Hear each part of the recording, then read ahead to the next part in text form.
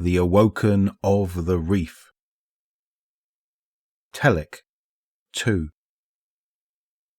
It was Mara alone who established a covenant with that young Ahamkara, which chose the used name Riven in honour of its host. It was Mara alone whose singular will and unity of purpose saved the Awoken from that which we now name the Anthem Anatheme. For there was in Mara very little division between reality as is and reality as desired. She was confident in her centuries of purpose and patient with the winding way by which the river of methods reaches the objective ocean.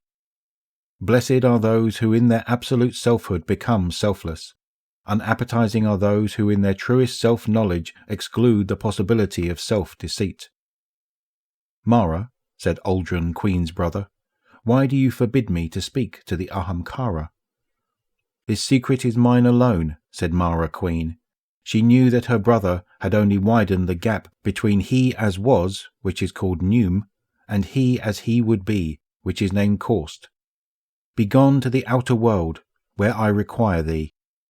This was when Shur Ido, having spoken to Kelda Waj and to Asilla, at last came before her queen.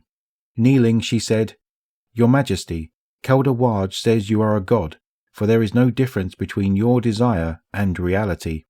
Yet I know that you desire things before they ever become real. Asilla says that you are keeping a secret from your brother that he must never know. I think the secret is thus.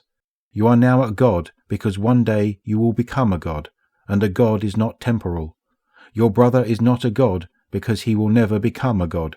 Shall I worship you? Sure, Mara said, falling to her knees, clutching her beloved's face between shaking hands. Sure, on the day you worship me, you cannot love me any more. For to worship is to yield all power, and I cannot love what has no power over me.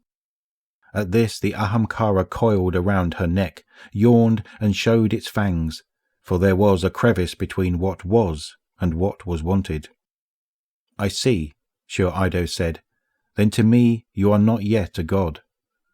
Although in time the knowledge of what Mara would become pushed them apart, it was a kind and happy push, as a friend might urge a beloved companion onward to a distant opportunity, and their days together were spent gladly.